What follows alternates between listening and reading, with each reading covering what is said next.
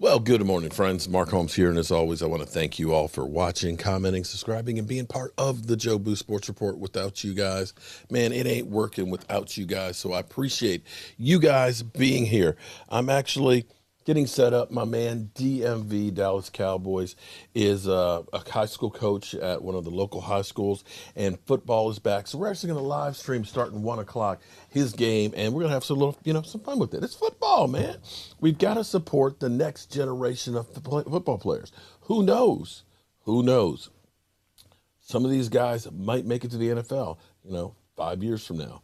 So I just wanted to, the thing I do with my channel is, and it's a little different than most people's channels. I get that. One, I'm trying to grow like crazy. I'm actually trying to expand what we do because I see so much deception that is done with the shows. ESPN used to be my show, okay? I mean, my network. When ESPN came out, it was like, oh my God, there's sports 24 hours. There's not enough sports to have that much content. And it used to be you could go to ESPN and see what's going on and get the factual information and be able to make your own mind up. But now everything is like a reality show. It's like an argument.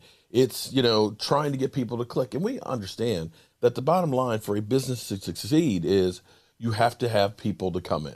It's the truth. I understand that. But it's gotten to the point where they come up with a narrative and they literally move the goalposts with no other player like they do Dak Prescott, and they do. And they will put out a statistic or skew a statistic to make it look like Dak Prescott is not as good as he is. I'm not saying that Dak Prescott is a Hall of Famer, or has got a Hall of Fame pedigree like a Dan Orlovsky will. But they will go out and they will do deceptively, they'll make up statistics that are deceptive, okay? For example, I heard one that said, it was Dan Orlovsky, and this is where I'm going to war with Dan Orlovsky because he's a freaking idiot, okay? Dan Orlovsky said, you can't pay Dak Prescott because they scored last year 27 points, with him, and they scored average 25 points without him. It's only 2 points different. Stop. Because that is a flat out lie. It's a lie. The games that Dak Prescott played, they averaged 32.6 points a game. The games without him, they averaged about 20. If you take the average there, it skews the numbers up. So to go back to 2019, where he scored 27, you then need to really go ahead and say, okay, in 2020, they were averaging 32.6 with him, 20 without him, or 21, an 11-point difference. And see, that's a big difference. I don't care if you're a Dak Prescott, lover or hater. There's a big difference between 27 and 25. Excuse me. There's not, okay. There's a huge difference as 32 to 21. There's a big difference between the two. It's totally different. That is not even manipulating the stats. That's a lie.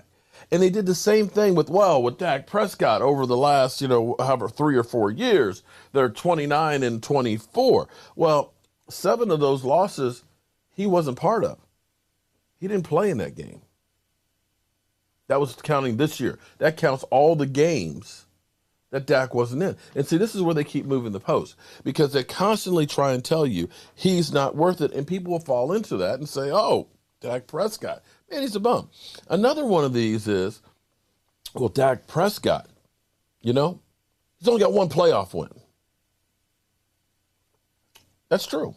1 out of 3. Here's the thing. Let's take a look at this. I just want to give you something that this is crazy when somebody sent this to me. Juan sent this to me this morning. When a team gives up 30 or more points,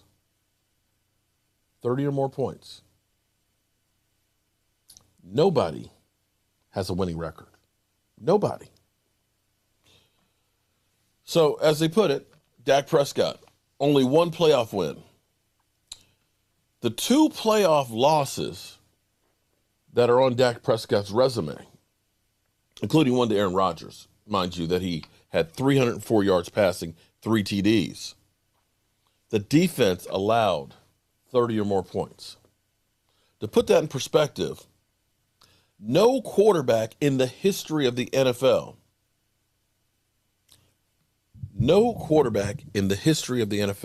has a winning record against teams that score 30 or more points. Tom Brady is 2-2. He's the best. Okay, he's 500. Aaron Rodgers is 1-5. 1-5 when a team gives up that many points. Drew Brees 0-2. Dak, of course, 0-2.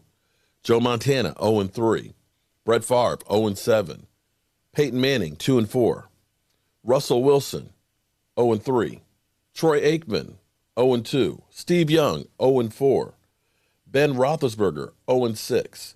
Elway 1-6. Staubach 0-1.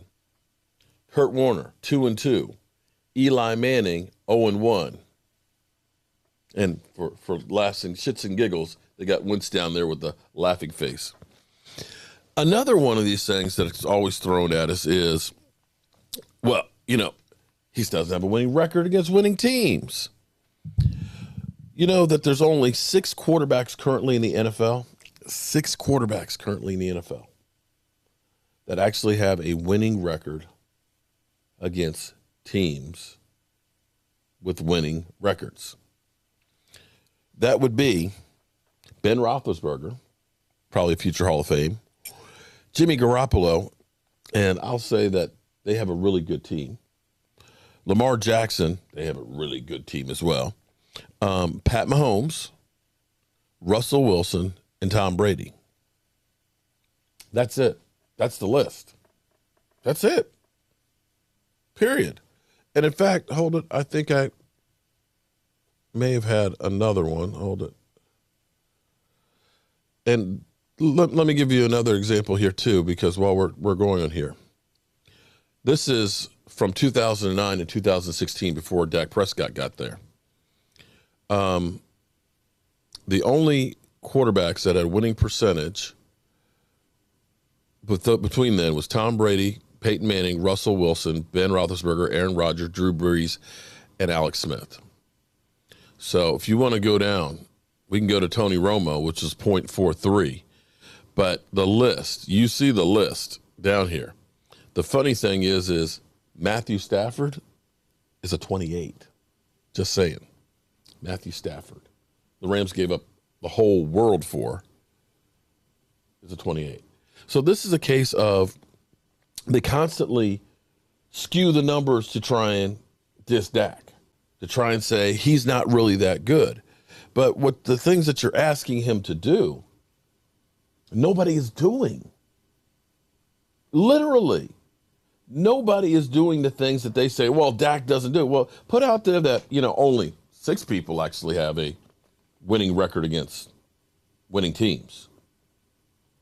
And I dare say that most of them are on good teams. You don't see anybody who's on a team that has terrible defense, terrible special teams, or terrible coaching, that the quarterback has a winning record against. You just don't. So I will see you guys in about 20 minutes or so. I've got to go help the wife real quick with the fish tank, but I'll be back. Peace.